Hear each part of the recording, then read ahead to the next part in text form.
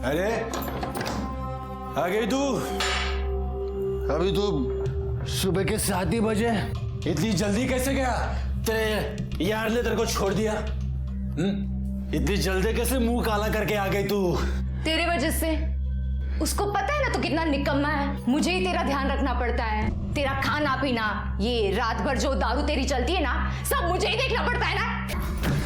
साली निकम्मे, मेरी बेकारी का बहाना भर के रात भर मुंह काला करती रहती है तू। मैंने बोला था क्या उसके बिस्तर में घुसने का तेरे को?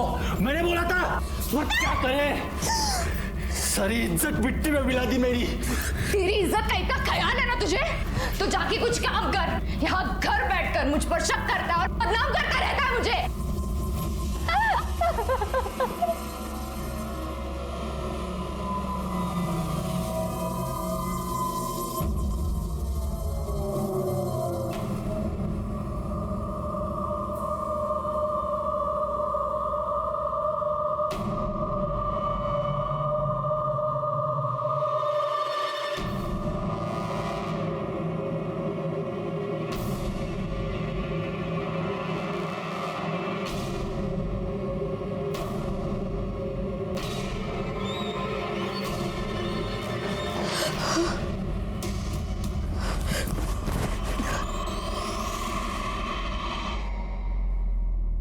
सिद्धांत, वो मैं नमिता के साथ। चुप। सिद्धांत, तुझे मैंने बोला था ना मेरे मयांक से दूर रह। तुझे मेरी बात समझ में नहीं आई क्या? सिद्धांत छोड़ो उसे, उसकी कोई गलती नहीं इसमें। तू चुप रह। तू बीच में नहीं बोलेगा। आज मैं इसकी ऐसी हालत करूंगा, इसे जिंदगी भर याद रहेगा। सिद्धांत मेरी बात तो सुनो। आज के बाद मेरे मयांक के आसपास भी दिखाई दी तो जान से मार दूंगा तुझे। क्या करूंगा? तुझे जान से मार दूंगा मैं। सिद्धांत, तुझे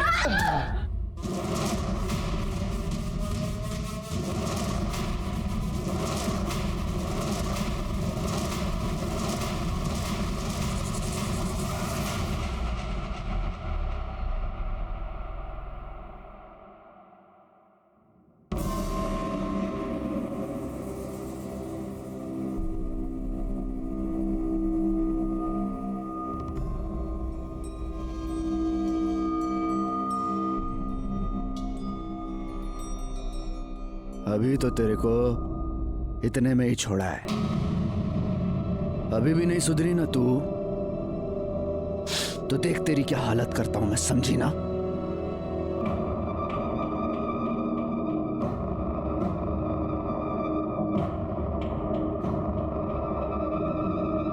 हाल तो अब मैं तेरा करूंगी। तुझे तेरे किए की सजा जरूर मिलेगी। छोड़ूंगी नहीं मैं तुझे।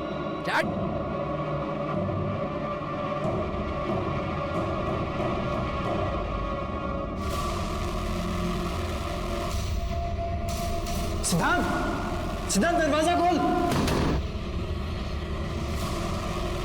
सिद्धांत,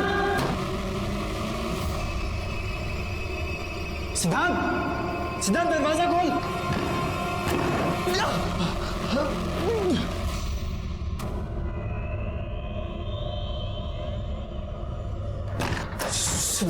सिद्धांत, ये क्या किया तूने? पागल हो गया तू? सिद्धांत उठ। क्या किया तूने? हाथ निकाल। तू हाथ मत लगा मुझे। सिद्धांत, माफ कर दे यार, दोबारा नहीं होगा ऐसा। गलती होगी मुझसे। गलती नहीं, तूने जानबूझ के किया है मेरे साथ। शायद मुझ में ही कोई कमी है। मैं प्रॉमिस करता हूँ कि आज के बाद मैं नमिता को कभी नहीं मिलूंगा। I don't trust you, लेकिन फिर भी मैं ऐसा कुछ करूंगा कि तू चाह कर भी उसे नहीं मिल पाएगा।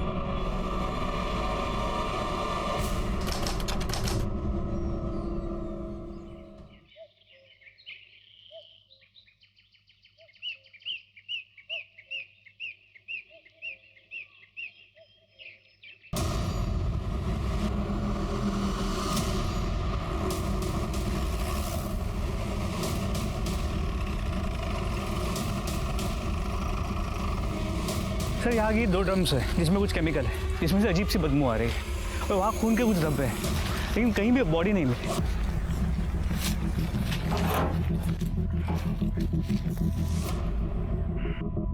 ये क्या है ये?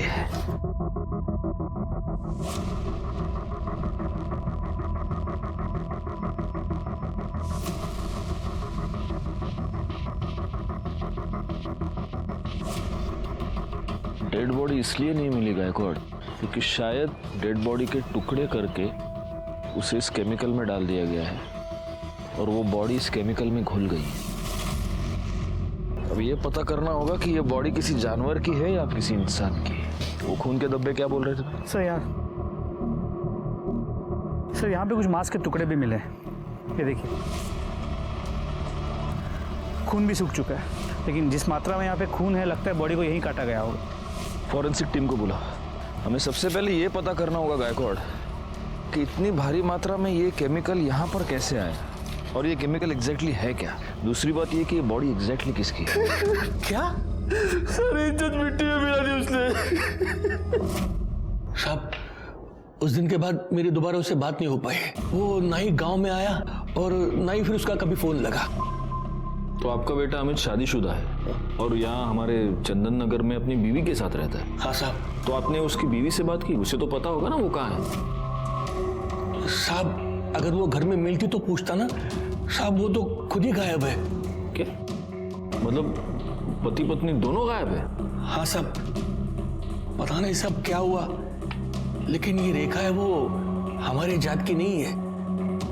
2 साल पहले दोनों ने रत्नागिरी में लव मैरिज करके वो लोग यहाँ पुणे में चले आए।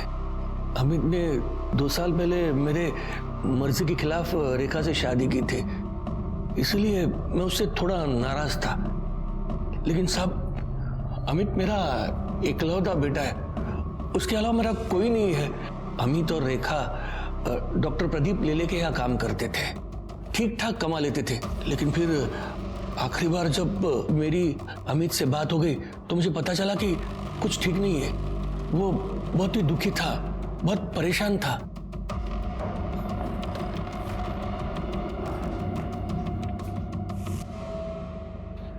सर, ये फोरेंसिक रिपोर्ट के बारे में कुछ बात करनी थी। आप 2 मिनट बैठिए, मैं आता हूँ।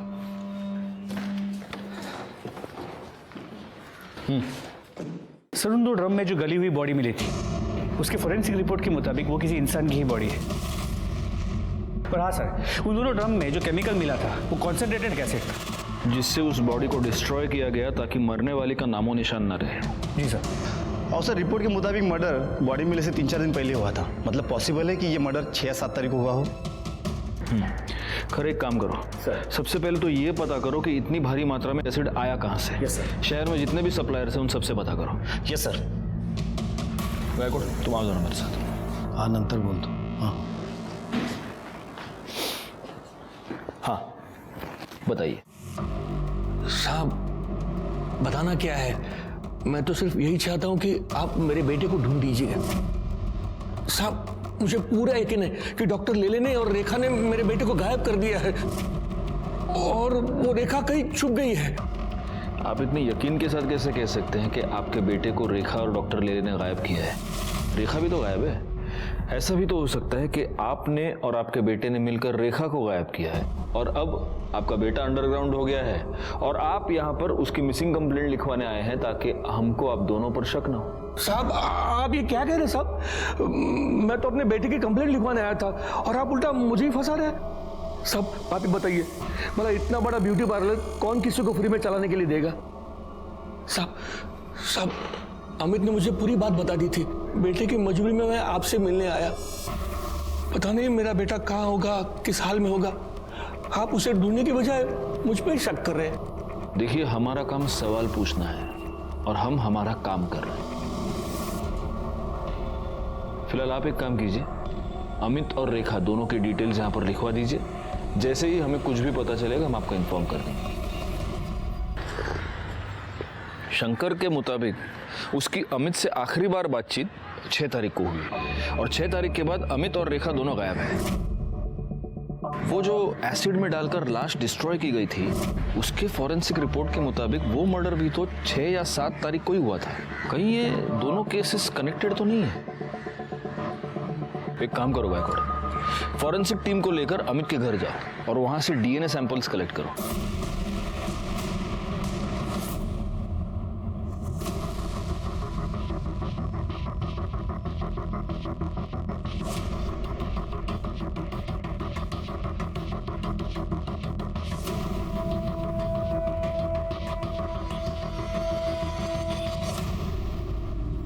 एक्सक्यूज मी, डॉक्टर ले ले।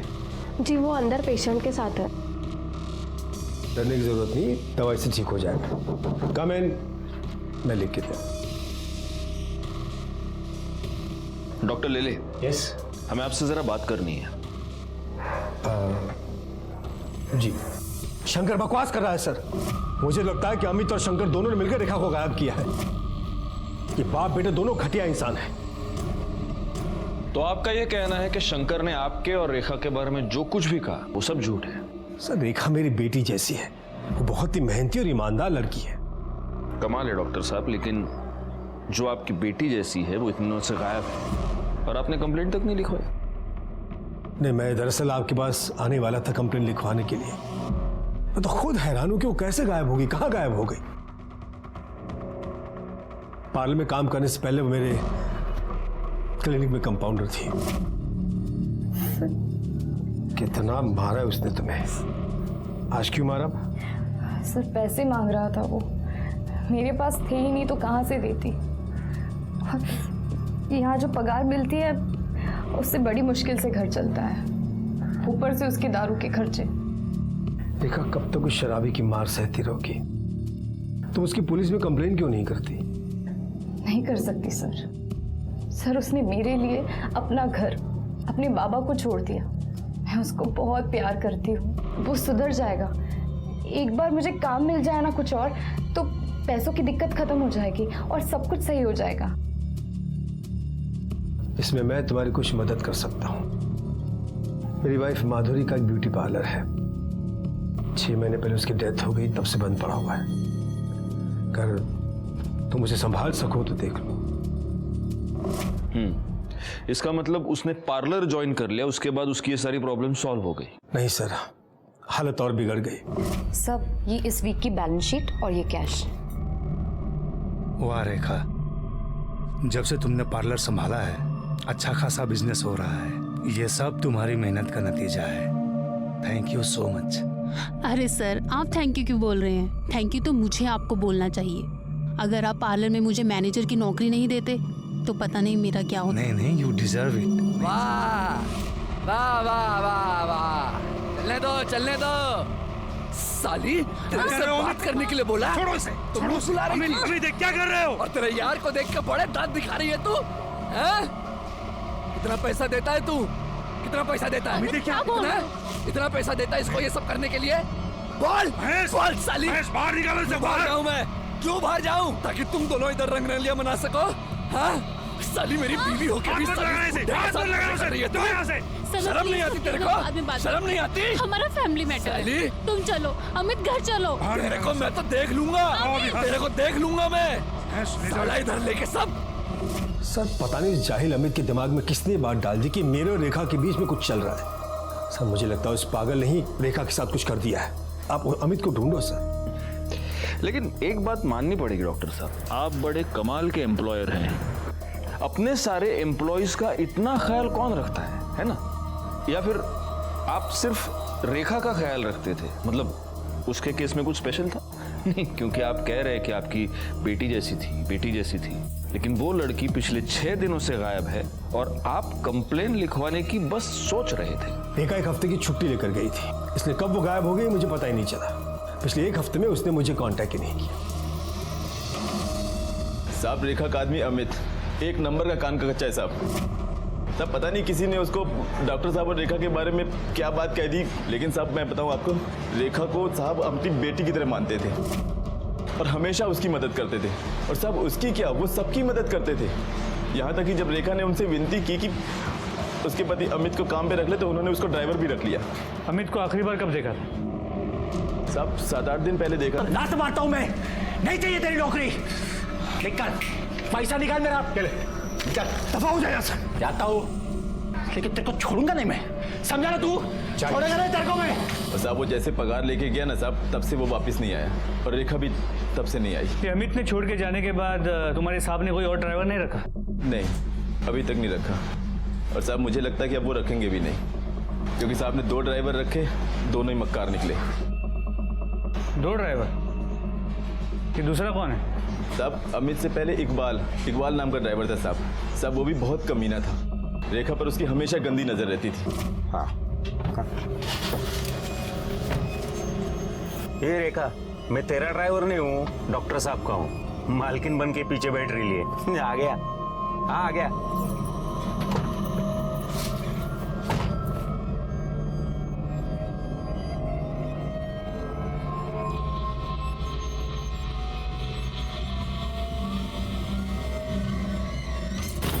क्या कर रहा है? अरे गुस्सा क्यों करती है? इतने तेरे अच्छे कान के। बहुत हो गया अब तेरा। औकात क्या है तेरी? शर्म नहीं तुझे ऐसी हरकत करते हुए? देखा, इसे खींच के थप्पड़ मारो, ताकि दोबारा किसी लड़की के साथ ऐसा करते हुए 10 बार सोचे। मारो, मैं कहता हूं मारो, मारो उसे।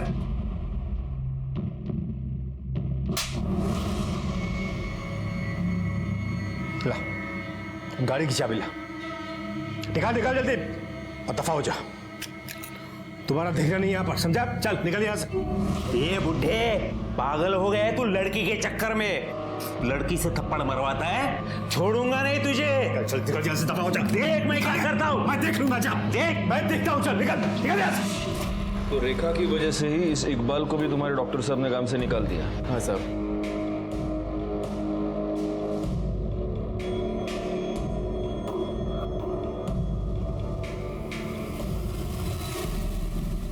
ठीक है। नहीं साहब, हमारे यहाँ तो बहुत छोटी स्केल में सप्लाई होता है, इतनी बड़ी क्वांटिटी में नहीं होता है। और वैसे भी हमारा ज्यादातर सप्लाई एजुकेशन इंस्टीट्यूट में होता है। और कोई अगर चाहता भी है कि इतना बड़ा केमिकल सप्लाई किसी को करे, तो वो कंपनी रजिस्टर होना जरूरी होती है। क्या आप मुझे पुणे और आसपास की कंपनीज की लिस्ट दे सकते हैं जो इतनी क्वांटिटी में केमिकल्स खरीदती और बेचती है? क्यों नहीं साहब, आइए ना। इस रमेश ने जो हमें इन्फॉर्मेशन दी है वो हमारे बहुत काम आ सकती है गायकवाड़। बस एक बात मैं समझ नहीं पा रहा हूँ, यही इन्फॉर्मेशन हमें डॉक्टर लेले ने क्यों नहीं दी? सर समझ में तो ये भी नहीं आ रहा है कि ये डॉक्टर हमारी बातें ऐसे छुप छुप के क्यों सुन रहा था। इसकी वजह कोई भी हो सकती है। इन बातों के जवाब हमें इकबाल देगा। एक काम करो, उसको पुलिस स्टेशन बुलाओ। और एक और बात गायकवाड़, इस डॉक्टर लेले के ब्यूटी पार्लर में भी पूछताछ करो। पता तो चले कि इस डॉक्टर ने हमें जो कहानी सुनाई है वो सच है भी या नहीं। रेखा बहुत अच्छी लड़की है, मेहनती भी है, सब पर ध्यान देती है और सबका ख्याल भी रखती है। उसका पति अमित, उसे जानते हैं आप? हाँ साहब, लेकिन वो मुझे समझ में नहीं आया। शुरू में रेखा से वो बहुत प्यार करता था और बहुत ध्यान देता था और रोज आता भी था। वो काम में लेट तो होता है साहब, पर रेखा तो कुछ और ही थी। कुछ और मतलब? रेखा पर डॉक्टर साहब कुछ ज्यादा ही मेहरबान थे। और देखिए ना साहब, हम सभी लड़कियों के पास काफी सालों का एक्सपीरियंस है और रेखा तो फ्रेशर थी, फिर भी उसे सीधा मैनेजर बना दिया। तो आपको लगता है कि डॉक्टर और रेखा का अफेयर चल रहा था? देखकर तो कुछ ऐसा ही लगता है साहब। खाली दिमाग शैतान का घर होता है और अमित के साथ भी यही हो रहा था और वो रेखा की जान लेने पे तुला था। चल अमित, क्या कर रहे हो? छोड़ो उसे। जाओ यहाँ से अभी, बाहर निकलो यहाँ से। देख लूंगा तेरे को मैं, जाओ। देख लूंगा। तेरी तो साली अपने यार की वजह से नखरा कर रही है ना तू। तुम दोनों को छोड़ूंगा नहीं मैं, मार डालूंगा तुम दोनों को। रेखा के घर से उसे कोई मिलने आता था? सर उसके घर से तो कोई नहीं आता था, पर उनके ससुर आते थे ठीक सैलरी मिलने के टाइम पे। उसका ससुर वो शंकर?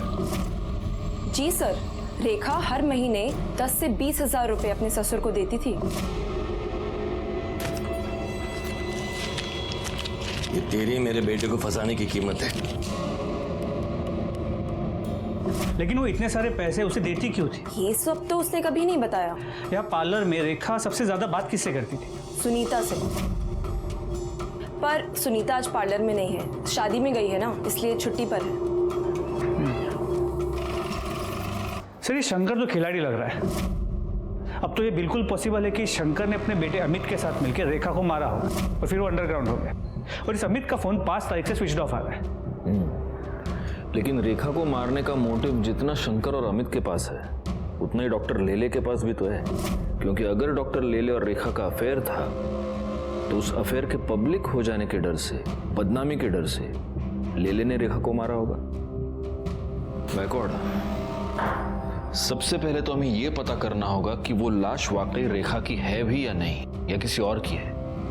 फॉरेंसिक से जल्द डीएनए रिपोर्ट मंगाओ। जी सर, लेकिन अभी ये समझ में नहीं आ रहा कि रेखा की ऐसी क्या मजबूरी होगी कि वो अपने ससुर को पैसे देती। इसका जवाब शायद एक आदमी हमें दे सकता है। सर, अमित जब कुछ काम नहीं करता था तो उसके बाप शंकर से पैसे लेता था। शंकर इसी बात का फायदा उठा रहा था। उसने अमित के सामने एक डील रखी थी, या तो वो उसका पैसा वापस कर दे या रेखा को छोड़ दे। और रेखा बेचारी अकेली अपनी शादी बचाने के लिए उसके पति का कर्जा चुका रही थी।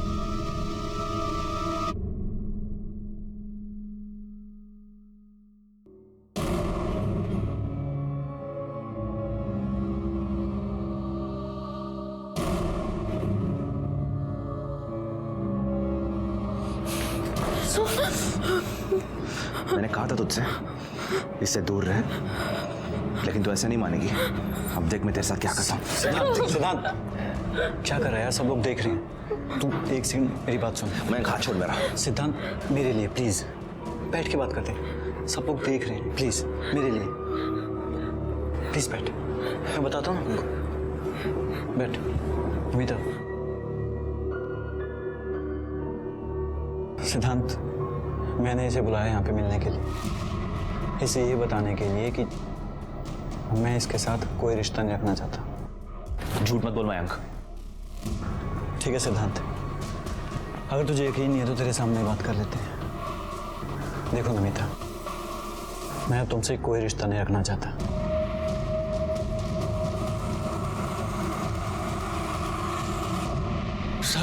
सब क्या हुआ है? मुझे यहाँ क्यों बिठा के रखा है? क्योंकि तूने हमें यह बताया नहीं कि तूने अपने बेटे को पैसे उधार दिए थे और उसकी वसूली तो अपनी बहू से कर रहा था। शायद इसमें तुम दोनों इन्वॉल्व थे, तुम बाप बेटे। और जब तेरी बहू ये बात जान गई तो उसने पैसे देने से इनकार कर दिया और उसी गुस्से में तूने और तेरे बेटे ने तेरी बहू का मर्डर कर दिया।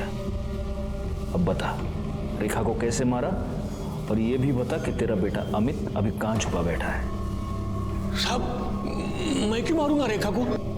हाँ, मैं उससे पैसे जरूर लेता था ताकि उस पर दबाव बढ़ा सकूं और वो तंग आकर अमित के साथ अपने गांव वापस चली जाए और मैं उनकी शादी बचा सकूं। अगर वो डॉक्टर लेले के साथ रहती तो कुछ नहीं बदलता साहब। और उसके पैसे की मुझे कोई जरूरत नहीं थी साहब। मेरे पास भगवान का दिया हुआ सब कुछ है और मेरे बाद में वो उन दोनों का ही होना था ना साहब।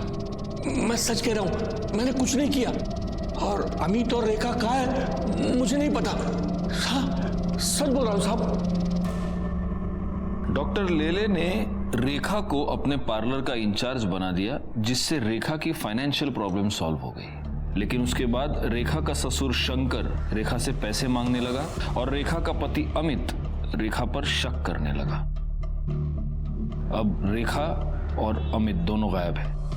शंकर डॉक्टर लेले पर इल्जाम लगा रहा है और डॉक्टर लेले शंकर और अमित दोनों पर शक कर रहे हैं। ये केस तो सुलझने के बजाय ज्यादा उलझता ही जा रहा है गायकवाड़।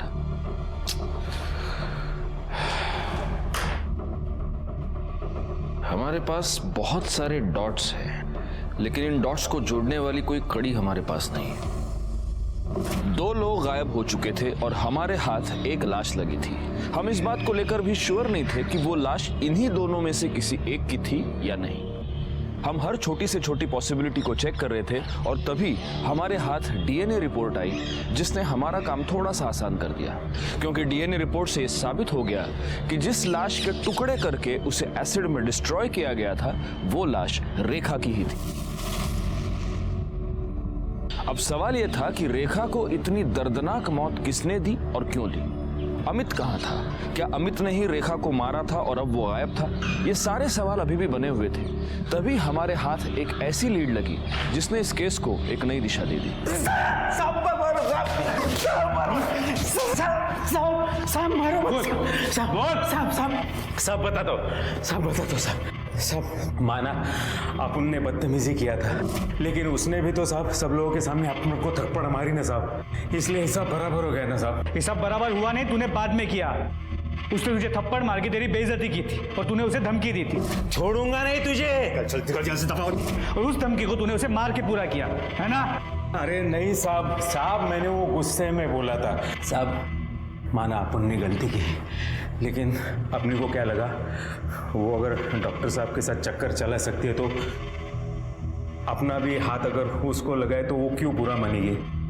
लेकिन साहब उसने तो बवाल ही कर दिया साहब। तेरे को कैसे मालूम रे उसका डॉक्टर के साथ चक्कर चल रहा था? हाँ साहब अपन 3 बरस से उधर काम कर रहा था, अपन डॉक्टर साहब को पहचानता है ना साहब। और साहब ड्राइवर है अपन, अपनी नजरें आगे भी रहती है और पिछले वाले सीट पे भी रहती है साहब। सिद्धांत को लेके तुम्हें परेशान होने की जरूरत नहीं है,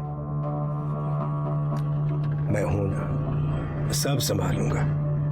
उसे प्यार से समझाऊंगा तो समझ जाएगा। ये सिद्धांत कौन है और उसको रेखा से क्या प्रॉब्लम थी? साहब सिद्धांत डॉक्टर साहब का बेटा साहब, उसको तो एक आंख से पसंद भी नहीं थी रेखा, वो बहुत नफरत करता था साहब। अपन अपनी आंखों से देखा है ना साहब।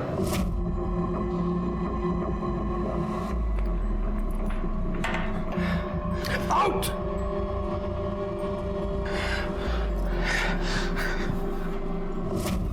साहब अपन को तो फुल डाउट है साहब, सिद्धांत बाबा ने ही कुछ किया है रेखा के साथ। अच्छा, सिद्धांत ने रेखा को धमकी दी तो तू बोल रहा है उसने उसका मर्डर कर दिया। धमकी तो तूने भी दी थी साले, तो इसका मतलब तूने भी मर्डर किया? साहब अपन काय को मर्डर करेगा साहब, जिस दिन अपना वो घर छूटा उस घर से अपना वास्ता उसी दिन से छूट गया साहब। तू नाटक बहुत अच्छा करता है रे इकबाल, कर दे याची सगळी नाटक बाहेर काढा। साहब साहब मारो गायकवाड़, अगर ये इकबाल सच कह रहा है तो इस केस में एक बहुत जरूरी क्लू हमारे हाथ लगा है, लेकिन सबसे पहले महेश और बाकी नौकरों से ये क्रॉस चेक करना होगा कि इकबाल के बयान में कितनी सच्चाई है। एक और काम करो, इस डॉक्टर सिद्धांत की पूरी कुंडली निकालो और उसे पुलिस स्टेशन बुलाओ। सर अलग अलग कंपनी के नाम से माल लेते हैं, फिर भी इस केमिकल की हमेशा शॉर्टेज रहती है। सर ये केमिकल का डिमांड ज़्यादा रहता है और सप्लाई कम रहती है।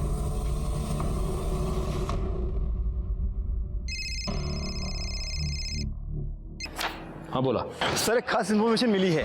केमिकल्स की शॉर्टेज पूरी करने के लिए एक ही कंपनी अलग अलग नाम से केमिकल्स खरीदती है। इसका मतलब ये हो सकता है कि किलर ने अलग अलग आईडीज यूज करके एसिड खरीदा। Yes sir. एक काम करो, ये पता करो कि किन किन कंपनीज ने अलग अलग आईडीज का इस्तेमाल करके एसिड खरीदा है, और हो सकता है कि ये एसिड रेखा की मौत के कुछ दिन पहले खरीदा गया हो। Right sir. तुमने रेखा के साथ मारपीट की थी क्योंकि वो और उसका पति मेरे बाबा को बेवकूफ बना रहे थे, हमारा सब कुछ हड़पना चाहते थे। तुमने उसे धमकी भी दी थी कि तुम उसको